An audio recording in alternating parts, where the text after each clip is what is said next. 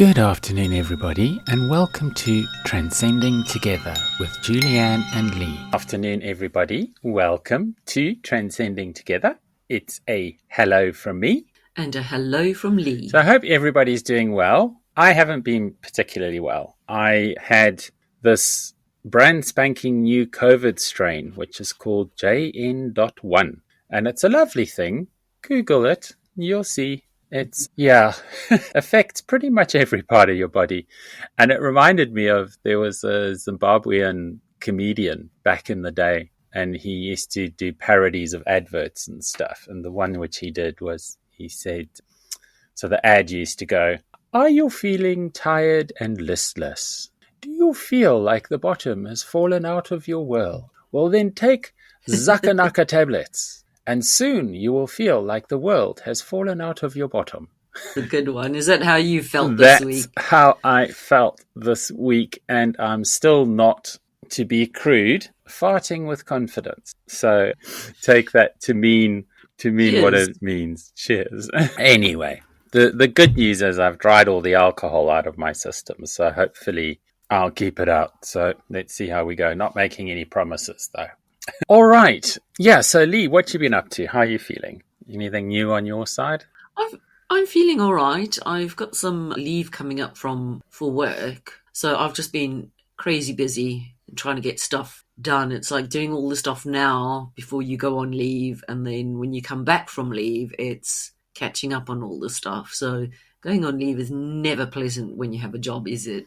Yeah, this is one of the big frustrations, because you go on leave to get a break, but the problem is it doesn't stop. So by the time you get back, you've then got to do the backlog plus the forward load. Yeah, exactly. So it's like I'm in a situation like that where, because I'm a contractor, I'm forced to stop working between the 18th of December and the 2nd of January. And I was having a discussion with my boss about this, and we're launching a major software product on the 7th of December, which actually we either need to get it in before Christmas, or it's fine, it can wait till after Christmas. But if we can get it in before Christmas, there's a huge benefit to the organization. So I said to him, so if we do go live, you're expecting the project manager to stand down while this thing's in early life cycle support.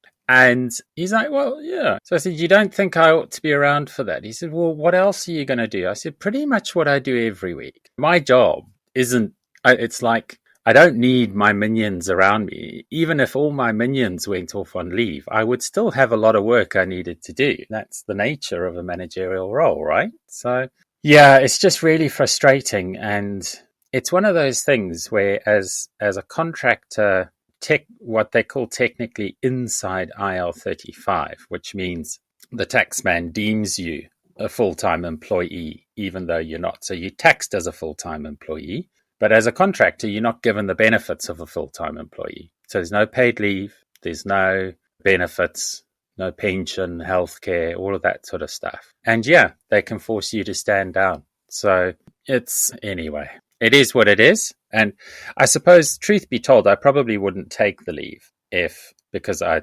like money, because I'm paid by the day. So it's good to kind of force me to take a break, right? We should all do that. Yeah, I just like money. Anyway, I suppose my daily rate is higher than those who are full-time employees anyway. So swings and roundabouts, right? Yeah, it's got its advantages, doesn't it? Sometimes you're not the beneficiary of those benefits. Yeah. And sometimes you are.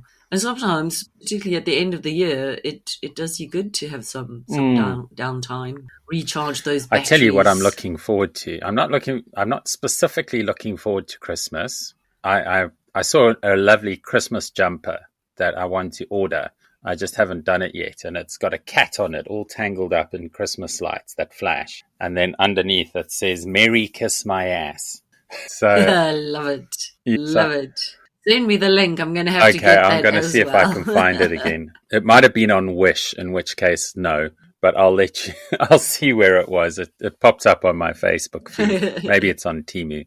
Yeah, so I'm not necessarily looking forward to Christmas. as a family, we've never really done Christmas being pagan. So the big day for us is the 21st. And that's the winter solstice. Oh, excuse me. And that's where, after that, the days start getting incrementally longer. Yeah, I love the But winter as my partner solstice. loves to say, her granny always used to say, she was Scottish, and she always used to say, as the days lengthen, the cold strengthen. So I'm like, I don't care as long as I get more daylight hours. And down here in Brighton, they do the Yeah. annual burning of the clocks. And it was quite funny because last year I took a picture of the clocks all burning. And yeah, because last year was not a particularly good year, really. Neither was 21 or 20. But I think it was the first burning of the clocks since COVID. And because I think they cancelled it in 2021, obviously. So 22 was the first sort of time they did it again. And so I posted a picture on Facebook saying, burn, baby, burn them all down. The clocks, right? And I got put The in clocks, Facebook yeah. jail for inciting violence, for burning Oh clocks. dear. And they came Oh back and they said, dear. well, it's euphemism. Yeah. Anyway, What? such as it is, I said, you're actually being culturally inappropriate towards me because burning of the clocks is a cultural festival respected by pagan people. And you're telling me that my religion is offensive. They didn't care. Yeah. There's no point Yeah, in arguing with them at all. If you deviate slightly from the narrative, you get punished for it. So it's yeah. It's just not it even isn't, worth hey? fighting about it. We've just been rambling on. That we do actually have a purpose to this show this week, and there's been quite a few different things going on, and because we missed last week due to my COVID, quite a lot has happened. So we kind of want to catch up on a few things and not talk about maybe just one thing in particular. But as usual, they're always connected. And someone shared something with me this week, which was so there's a pub in London called the Vauxhall Tavern, which I'm sure many LGBTQ plus people are aware of, and they run a series of events which they call Butch Please, which is aimed specifically at the lesbian community. And but being a butch, so butch lesbian, their whole Butch Please thing is a celebration of butch lesbians.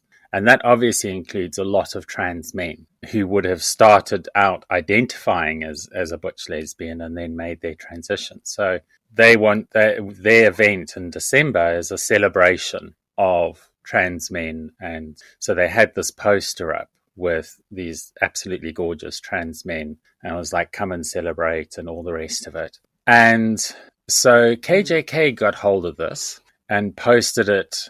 I can't remember where she posted. It's either on Truth Social or X, formerly known as Twitter. And she was encouraging her supporters to join her to protest the event in solidarity with cisgendered lesbian women who, it was basically like, we need to protest these delusional people who have mutilated their bodies. Come along down, bring your cameras. And it was just so offensive. And I know I said a couple of weeks ago, like, because she'd been deplatformed on YouTube, she'd kind of crawled under a rock, and I didn't know where she had got to. But clearly she's back, or she never went away. And she's now trying to get herself back into the consciousness of our society. And the thing which really, really riles me up, over and above the obvious, is she's a straight woman. She's straight. So why would you as a lesbian community ever allow someone like that to be your spokesperson? The mind boggles about that. What do you think about that? Yeah, as a cisgendered lesbian myself, she certainly doesn't speak for me, and I don't think she speaks for the vast majority of the community. And just the sort of historical significance of the Vauxhall Tavern. It's more than just a bar or a venue. It's a symbol. It's a place of refuge where our community has found solid safety, and a decision to host somebody or for somebody with her views to be associated with the Vauxhall Tavern is just a direct affront Well, to she's not this associated legacy with it. of what went She down wants at to go there and the protest Durban outside and harass people going in. Yeah. protest. Yeah, Yeah, sorry, just to be yeah. clear, because it sounded like you were saying she's trying to associate herself with it, but she's not. She's standing against it, yeah.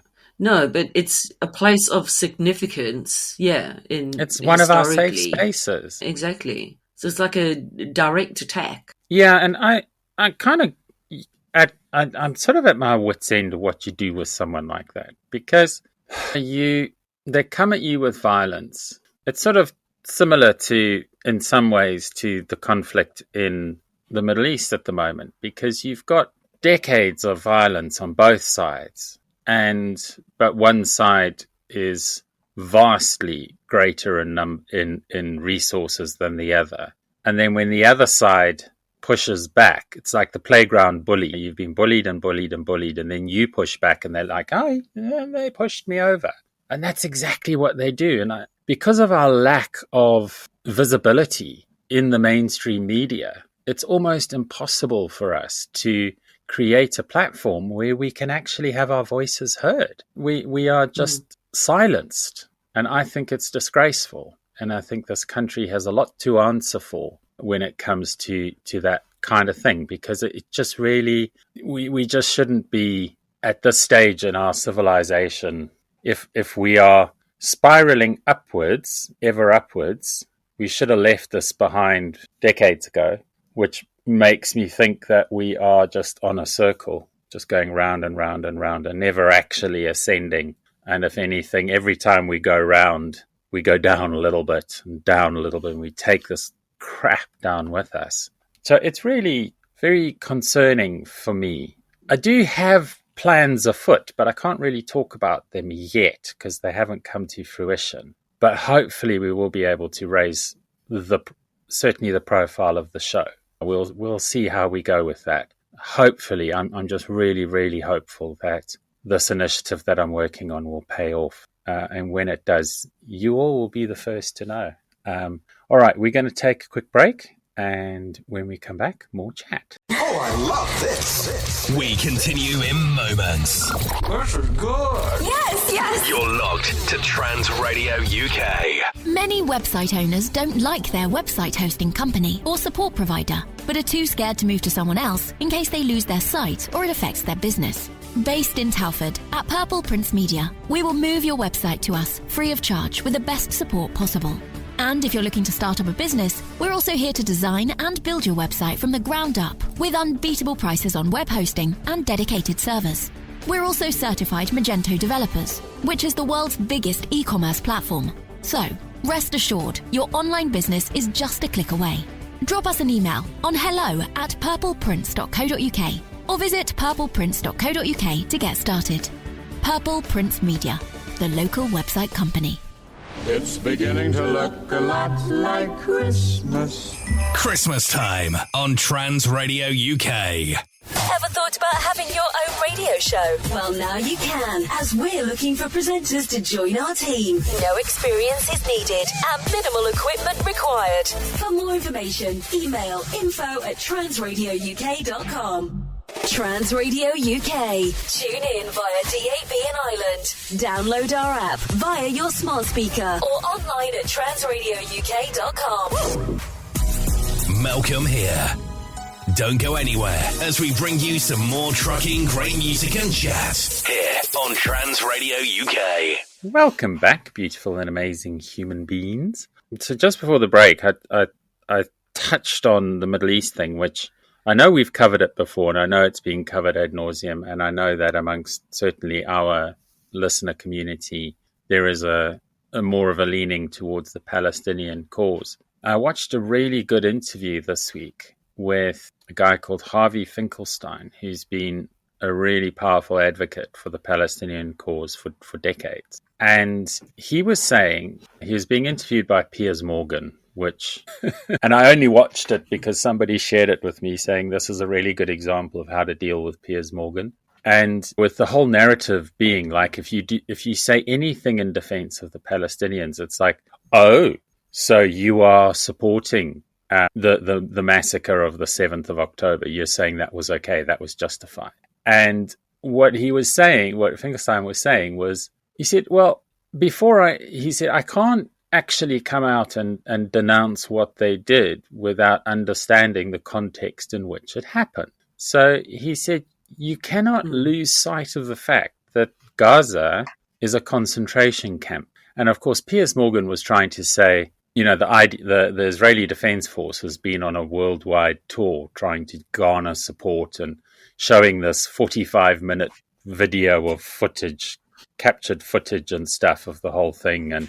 And Piers's thing is like, it's horrific, it's terrible, it's all the rest of it. How can you justify that? And he said, well, and he said, because Finkelstein's parents were concentration camp survivors from World War II. And he said, what do you think your parents would support that? And so Finkelstein said, well, I can't speak for them. They've passed. But what I do think they would think is, if a bunch of inmates in a Nazi concentration camp managed to break out, they probably would have done the same thing to the local German community. And other Jewish people probably would have been pleased that they did it. So you've got to think of it in that context. These people broke out of a concentration camp and went and caused mayhem and chaos. But it's no different to the mayhem and chaos that Israel is inflicting and has inflicted on Gaza for decades. So I just thought that was a really interesting interview, and I'll see if I can find it and I'll put it in the links, because it's really Piers Morgan. It's the first time I've actually seen him really struggle to. He even stopped interrupting him, which is unusual for Piers, because he'll ask you a question, you start answering, and then he just talks over you. Got to be the most vile person out there. Yeah, but it all comes back to like freedom of speech, which is a pillar of democratic society. The fact that now you cannot say anything against the state of Israel labels you as a fascist, labels you as, and it's ridiculous, because all people are saying that have this view that changes significantly from the mainstream narrative is, hang on a minute, what we must condemn is the treatment of those people in Gaza. And to me, it's a little bit like perhaps these so-called concentration camps, as you put it, is a template for the 15-minute cities that we've spoken about. It's like a sandbox, an experiment to see what happens. If they break out of that and they put up a bit of resistance, then maybe for the coming 15-minute cities, they're going to have to adjust tactics slightly in case there's like an uprising. But the fact that you are like condemning the behavior and the treatment of the people in Gaza, it's just you can't even do that anymore. You can't say anything against Israel, the state of Israel, not necessarily the people. You just can't say anything against it anymore. Yeah, and one of the things which Finkelstein talked about was the difference between sympathy and empathy, where he was saying sympathy is, yeah, I'm really sorry that happened to you. Empathy is, what if it happened to me? What would I do in that situation? And he was trying to get across the point that, and he said, like at the outset, and everybody, Owen Jones, everybody who is covering this issue from the left is saying, nobody is saying what Hamas did was right. Nobody's saying what they did was right. What they're saying is, and they're saying it was an atrocity. There were war crimes committed by Hamas. Absolutely. So the left is not allowed to use, or pro-Palestinians are not allowed to use the way the Israelis have treated the Palestinians over the last 40, 50 years. They're not allowed to use that as a justification for the actions of Hamas on that day.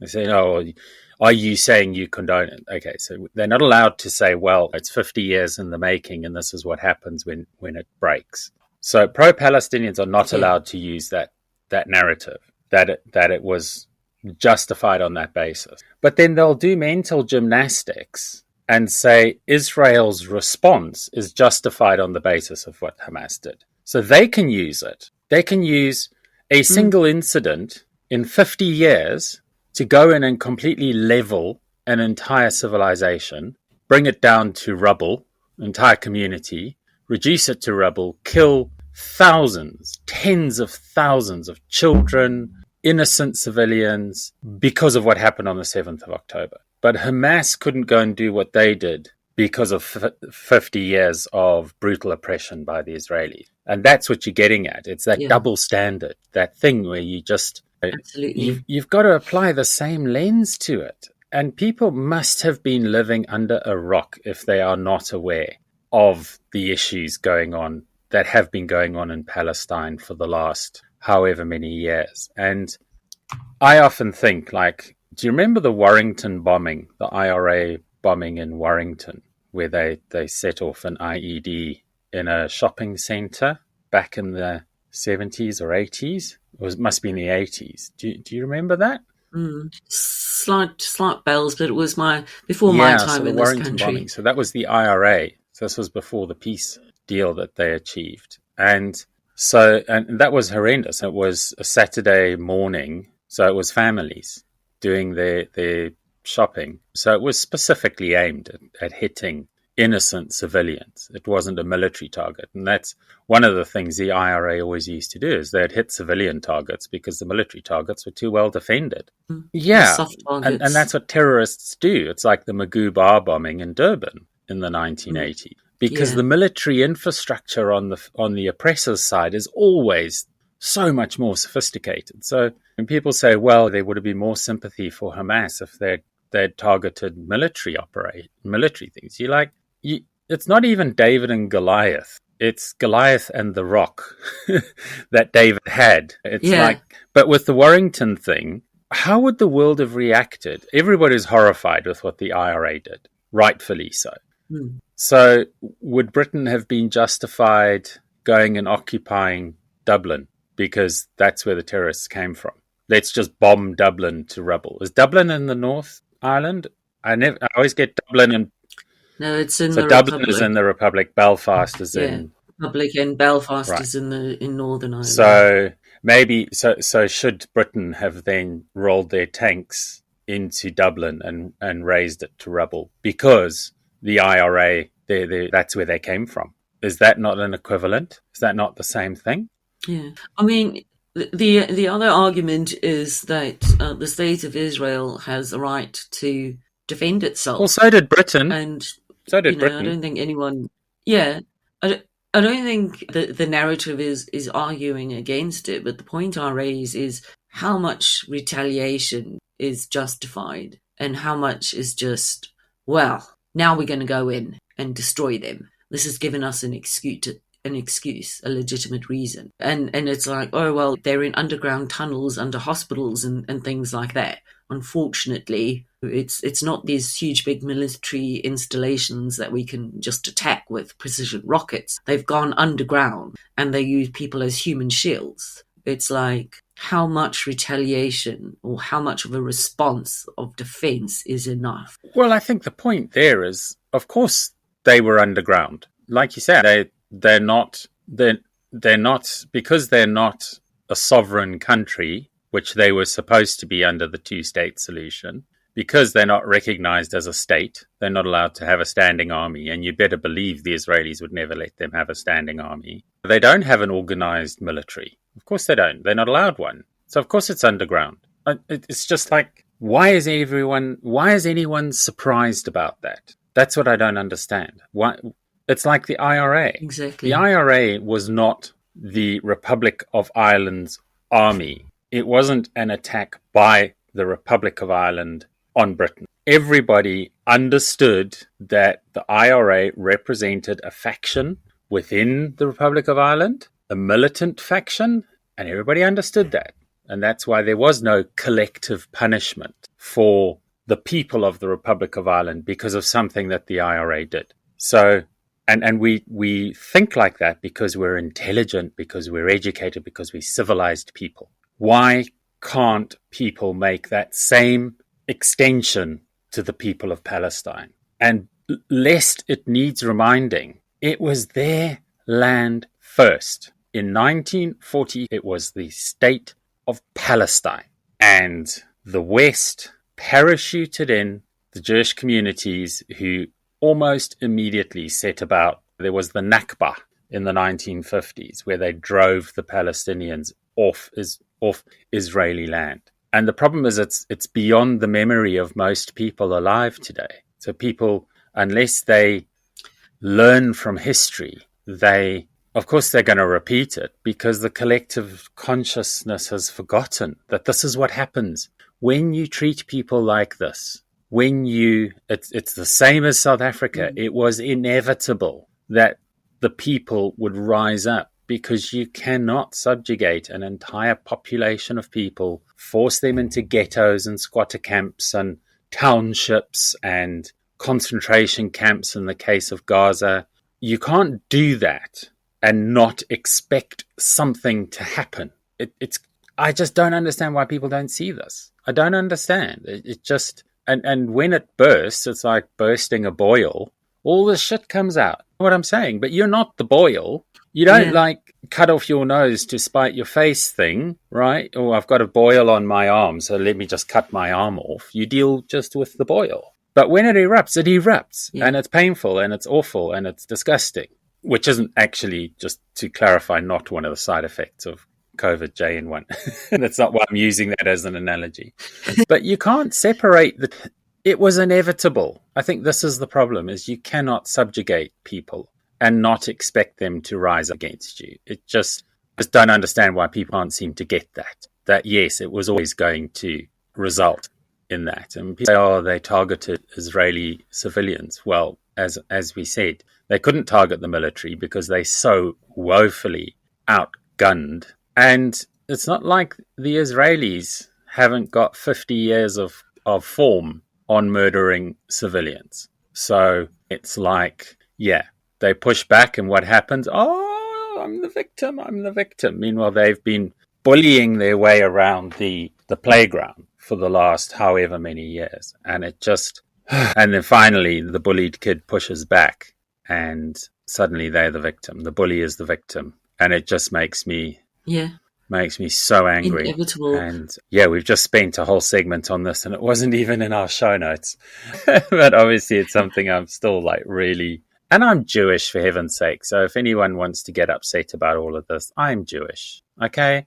So I think it's just a different, we see things from a different perspective to the programming and the manipulation that other people are subjected to through the mainstream media. And this is a theme that we have continued throughout our episodes, is think for yourself. Don't just take the blinkers off and think for yourself. Look at the big picture, look at what's going on, and do some independent thinking. Don't rely on the programming that you've been subjected to. Look at it from your own sovereign perspective about what's going on. Yeah. All right, we're going to take a quick break, and when we come back, we will talk about something else, hopefully. See you in a bit. Oh, I love this. We continue in moments. This is good. Yes. You're logged to Trans Radio UK. Did you know you can advertise with us for less than £1 a day? Call 0207 856 0584 or email sales@transradiouk.com. Trans Radio UK, a global radio station the whole LGBTQ plus community can be proud of. Unwrap the biggest Christmas tunes. Merry Christmas! Merry Christmas! Have a trucking good Christmas. Win £25,000 and help truck listens at the same time. Enter the Rainbow Lottery and click Truck Listens as your chosen organisation. And not only can you win £25,000, 50p of every ticket purchased will go to Truck Listens. Please see www.transradiouk.com and click Win £25,000 for more details. Trans Radio UK is on right now. Across the UK and beyond. Now. More of the music you love. Trans Radio UK. Welcome back, beautiful and amazing human beings. Sorry for that last rather heavy segment, but it did circle us back to something that I think is a good parallel, and that is the extent to which LGBT community and trans people especially lack the attention of mainstream media. I think that's one of our biggest challenges. And the IDF, Israeli Defense Force, have used their financial resources and political connections to travel around the world showing this 45-minute video to select groups of people who aren't allowed to watch it more than once and can't take away a copy to do their own research and independently verify it.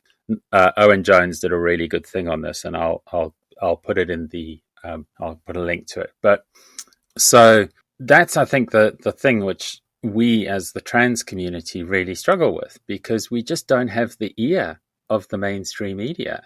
Nobody's listening. And I was thinking about this week, and so we know statistically that trans people represent 0.1% of the population. Yet somehow we're an existential threat to human society, such that we need to be eradicated. And the right do use that vocabulary. They do not believe we have a right to exist. We are vilified. We talked about it when we did the trans genocide. We are very clearly identified as vermin, pedophiles, groomers. They want to bring us down to the lowest level to justify, ultimately, when they hope to come for us.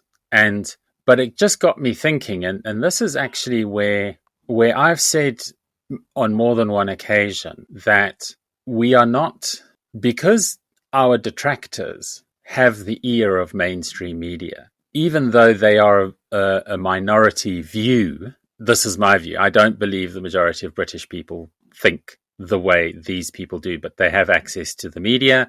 So the media amplifies their voices, and it makes it very difficult for us to have our voice heard. And you see this when they have non-trans people on a panel discussing trans issues. And you're like, well, who are you to speak on our behalf? It's like having KJK speak for lesbian women when she's not a lesbian. So it makes me think that maybe we do have more support than we realize. And maybe we do have influence.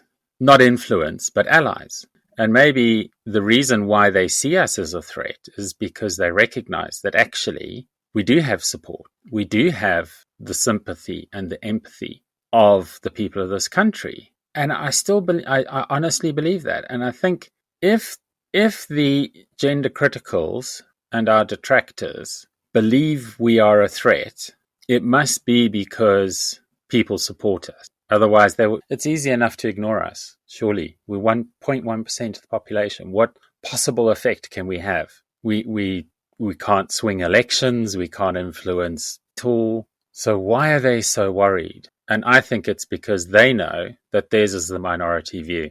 And that's why they fight so hard to try and make their point of view the only one that's available to everybody out there. What do you think? Yeah, I just want to pick up on the point where you mentioned just ignoring them. It's like saying to a child who's being bullied, just ignore them. Just ignore them. And you often find that if you do ignore them, the trouble goes away, or it's not as prominent by ignoring them. But they're not ignoring transgender people. It's like it's almost as if they're scared about having different viewpoints about life. One that differs from a mother, a father, and children, that conservative family view. But we all know that we come in different shapes and forms and things like that. And it's hard to ignore if your viewpoint is so fundamentally different to somebody else's viewpoint. Yeah, when that whole thing about just ignore the person. Yeah, there's that expression, isn't there, about don't let someone live rent-free in your mind, in your head. And we obviously living rent-free in KJK's because she just cannot seem to sleep while we exist. Yeah, it sort of gets me thinking about what's going on over the pond at the moment, which is Donald Trump recently gave a speech at a rally, and it's been fairly loudly covered in terms of, there's a really great article here in the Washington Post where they say Trump goes full Hitler by calling political foes vermin. And it was an absolutely disgraceful diatribe that this man espoused. And he he accused undocumented immigrants of poisoning the blood of our country, which is Hitler described Jews and migrants as poisons, the blood of Germany and the Aryan race. He went on to say that we pledge to you that we will root out the communist, Marxist, fascist and the radical left thugs that live like vermins within the confines of our country, which is another callback to Hitler saying that the communist Marxists will be rooted out. And then the internal threat. So Hitler went on that the enemy within, people talk the enemy within, that comes from Mein Kampf. And Trump was, the threat from outside forces is far less sinister, dangerous, and grave than the threat from within, which was also.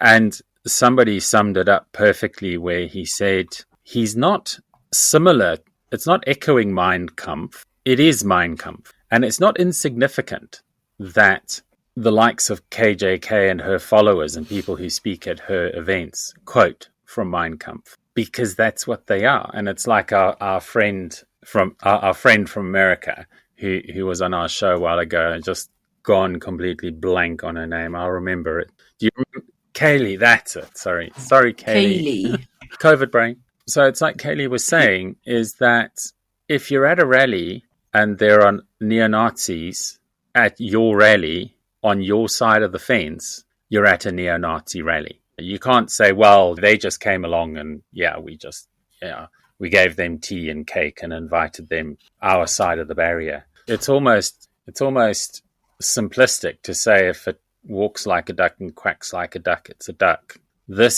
Trump has gone full fascist. And like I have this unreasonable optimism that we have allies, that as a community we actually are more empathized and sympathized with than the right would like everybody to believe. I think in America, they just need to have their election, demonstrate that this man does not have support, and just move on. Hopefully they can move on from it. And likewise with us, I really hope we can just get rid of these terrible Tories and move on from them, because 13 years of their fascism and right-wing dogma have brought this country to its knees. And we have to do everything we can. And I was quite disappointed this week to read that Labour do not support tactical voting. And I think the thing which really bothers me about that is there are seats where they know they're not going to win. They know they don't have enough support to win. But if they encourage their voters to vote Lib Dem, the Lib Dems have a chance of winning. Maybe the Lib Dems have 33% support and Labour has, 20% support. That takes them to 53. But that implies then the Tories have 47. So if you don't vote tactically, then the Tories will get 47, the Lib Dems will get 33, and Labour will get 20. They still won't have won the seat, but the Tories will have. And this is where, absent proportional representation, which we don't have, sadly, tactical voting is the only way we're going to get rid of these guys. Unless, what I'm also hopeful for, is Nigel Farage does get his latest thing, his latest party called, I don't care. Anyway, I also can't think what it's called. No, I can't remember. Is it the Reform Party or something like that? Yeah. But this is exactly what happened back in 2013 or whenever it was, where UKIP pulled the Tories to the right. So they did all sorts of deals with UKIP, so the UKIP would drop their candidates. And I think Nigel Farage is just rinse and repeat the same thing. He's created his Reform Party to make a lot of noise, to put a threat to the Tories that he can split their vote, which he can. It's a split on the right instead of a split on the left for a change. And so if he doesn't do that this time round, but I have no reason to believe that his plan isn't exactly the same. It's the only way he can keep himself relevant. He knows he can't win a single seat, but he can spoil it for the Tories. The Tories know that. And yeah, I think he just wants to use it to hold them hostage, which it doesn't. I have no sympathy for them on that. But the problem is every time they capitulate to him, they go further and further right. So maybe our friends Suella and Pretty and all the other fascists can go and stand on the reform platform. I notice they don't want to give up their Tory badge to go to the right-wing party that actually espouses their views. That's real commitment there, right? Hey, I'm totally up for this one because I believe so much in it that I'm prepared to stand on it. Like Jeremy Corbyn. He's like, fine, Labour kicks me out, I'll just stand as an independent. Anyway, we're going to take a quick break. And when we come back, I'll ask Lee what she thinks about that. See you in a bit. Oh, I love this. We continue in moments. This is good. Yes. You're locked to Trans Radio UK. If you're transgender, feeling lonely and don't think there's any help available, well, now Trans Radio UK have Truck Listens, a confidential phone service just for you on 0800 009 6640. Talk for some time and you're feeling good. It's gone so much better than you thought it would. And you're really glad you went and made that phone call. That was a small price for you to pay. Go on, make that call. It's a small price. Truck listens every day. To talk to someone who's both sympathetic and empathetic, call Truck Listens 0800 009 6640. Truck Listen. Did you know we receive no funding here at Trans Radio UK? To keep us on air and growing, we rely on donations. To donate, please head to www.transradiouk.com and click the link. A regular payment of £20 will see you become a partner of Truck. Other options are available. Email info@transradiouk.com for details. A big thank you from all the team here at Trans Radio UK. It's beginning to look a lot like Christmas. Christmas time on Trans Radio UK. The world's largest radio station for the trans community. Trans Radio UK. Welcome back, beautiful and amazing human beings. So I promised I'd ask Lee to give her thoughts on Trump, Vermin, Hitler, whether we possibly do have support that we're not aware of. Thoughts? Yeah, I'd like to just come back to the term vermin and how it might be relevant to our community. And it's because it's part of this larger narrative. And it's about how those people in power, how they view and treat those who are different. And it's about recognizing patterns that are dehumanizing and standing against them regardless of who the immediate targets are. So in Trump's case, he was speaking specifically about the United States, but he's a leader of the world, and his viewpoint is transmitted to hundreds and thousands of people that will then adopt that viewpoint as their own. And we've seen throughout history how harmful rhetoric can escalate into harmful actions. And I think that as a community who is already battling for recognition, for rights, I think the stakes are high. And I think words like that are very, very damaging. And it's almost as if leaders should think before they speak, because there's a knock-on consequence and effect. Implying he thinks. But no, you're right. True. I mean, the expression which we've used before is it gives people with those views a cloak of respectability. It's like when Rishi Sunak says, "Of course, a woman is a woman." It's obvious. Then it says, "Well, the Prime Minister thinks this." So I do think that is the danger: is somebody with his influence. He might only influence a minority of Americans, but he drapes them in a cloak of respectability, because this man was a president of the United States, and they hold up their ex-presidents like they're kings. And yeah, it just does give them respectability. Anyway, in this last segment, I wanted to talk about something which is going on at the moment, and that is they finally actually managed to start the Brianna Guy trial. And yeah, I've been following that, and it's been really heartbreaking. And the thing which struck me about it is these two kids who committed the murder were psychopaths. That you read like that they published like excerpts of their diaries, and they premeditated this, they planned this, they had a list of kids they wanted to kill. And the one thing that doesn't seem to be clear from these transcripts that they've published was that Brianna was targeted specifically because she was trans. It might have been so the testimony is such that the girl, of the boy and the girl, just really hated Brianna and wrote in her diary and in her text to her co-conspirator that she just hated Brianna and wanted to watch her die. It might have been because she was trans,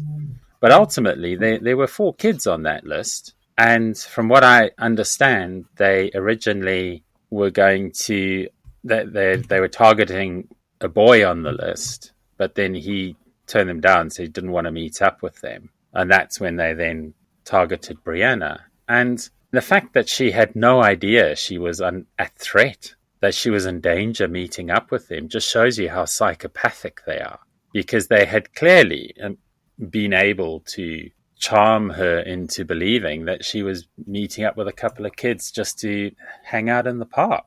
That's what's so frightening about this. What are your thoughts in terms of the psychopathy and just the general mindset of those 2 perpetrators? Yeah, I think they are really, really ill. But how did they become that way? And there's that argument about nature versus nurture. How did they become so? And they're still young. What influences have they had? Was it playing too many violent video games, perhaps? It's hard to fathom that somebody so young can be so evil. Well, it's like so evil. And yeah, like, you've sort of like said that she might not have been specifically targeted, but she was still targeted. They'd done their research. It was premeditated. They had a list. So they had this preoccupation with violence, torture, yeah, I think and the death. one thing which I would counter there is like the largest selling video game is Call of Duty in terms of shoot 'em up type video games. Hundreds of millions of copies being sold. And we don't have hundreds of, even tens of millions or millions of kids affected that way by it. So I don't think it's that. I think it is partly environment. Clearly these kids, when you watch things like Criminal Minds, that TV series, where it's sort of based around the FBI and they try to get into the mindset. They hunt down these serial killers. And there is a theory that there is a mental aberration that firstly switches off empathy. So you just don't care. And that can be brought on actually by brain damage. So often it's shown that people who are in a car accident and have severe brain trauma, their personality changes. People who have had strokes can have their personality change. So there is an environmental factor, I think, but some people are just born that way. And I think it must be exasperating for the parents of those 2 kids because they probably had no idea. And yet everybody assumes they had an idea. Everybody's like, well, how could they not have known? And I think it's if they managed to convince Brianna to join them in a park on a Saturday afternoon where their intention was to kill her, do you honestly think the parents had any idea? And so what do? Do you lock your children away? Do you remove their access to the internet and things like that? And then what you're doing is you're shutting them out of normal society. So you're more likely to actually break them by being overly strict. So I don't know. I think I don't blame the parents. And I think there's it's easy. It's an easy default to say, oh, it's the parents that are at fault. But I don't think it is. I think the parents, yeah. Some people, to quote the Joker, some people just got to watch the world burn. And across the pond, it manifests in these mass shootings. And there was a really, really good movie. I can't think what it was called now. It was We Need to Talk About, and then the kid's name. And it was about the kid that went into a high school and shot people up with a crossbow. And it's the story around that and how the parents, they did think that there was something wrong, but they didn't know how to deal with it. And they didn't realize it would escalate to that point. And you often hear that with these kids that go around doing mass shootings, that the parents were like, they just didn't realize. And part of it is the gun culture, but the gun culture just gives these kids access to a particular type of weapon. I don't think the gun culture creates the problem. I think it gives them the ability to be more lethal. But in this country, if you look at it as a per capita, I was up in East Croydon this week. And this isn't an indictment on East Croydon, because I know this just happens everywhere. But I was up there with the family, and we were going there to the Home Office. And so my partner and our son and I, we were a bit early, so we went to grab a coffee. And we saw this whole flurry with police and stuff around, and didn't really think much of it. We saw them holding someone on the ground. We thought, what is it, like a pickpocket or something? Was there a fight? Anyway, so we're in the queue at the coffee shop, and a person comes in behind and says, someone just got stabbed, like on a high street at like 4:30 in the afternoon. And I was like, I looked at my partner, I'm like, oh, well, welcome to East Croydon. And then my son, he's 17, he's like, well, you're forgetting my mate from school who was stabbed 3 weeks ago in Brighton. It's all over Britain. We do have a violence problem in this country. And when we've talked about the transgenocide and the relative low threat that we face, it's not zero. We are not safe. We are fortunate in as much as people they don't have the means of mass extermination the way the Americans do. But it doesn't mean that there's something wrong in our culture and in our society, that these kids are either not getting the mental health they need, or they're being born that way. And nature is a powerful thing. And nature creates these people. Why? For what purpose? And why are they coming through? I don't know. You watch series like Crimes That Shocked Britain, and there have just been so many of these. And if it was America, there'd be mass shootings, but this is our version of it. And yes, it's the body count is lower, but the incident rate is not necessarily per capita lower than the incidents in the US. What do you think? Yeah, I think there's that saying that says guns don't kill people, people with guns kill people. And whether that is a gun or a knife or some other violent apparatus, at the end of the day, it's the people using those weapons are like pure evil. That's all I can say is pure evil. And yeah, like I don't know what the solution is, but it seems like there's something rotten going on all over the world, not just in the UK or in the States, but there's this evilness, this rottenness that's going on. And it's like, where do we go from here as a civilization? We've spoken about civilizations in the past that have disappeared on our previous shows and things like that. And it's like, where do we go from here? Maybe it's time to start building another ark, because how do we recover from this unless we start from scratch again? Bearing in mind, of course, the people that were on that ark, their descendants are the Arabs and the Israelis. So it does. True. But yeah, where do we go from here? This is the thing. It's what I was saying in the beginning. It's like you like to think that you're spiraling up, that like you're using the lessons and everything, both on an individual level and as a society, that you are ascending. With each cycle, you learn and you grow and you move.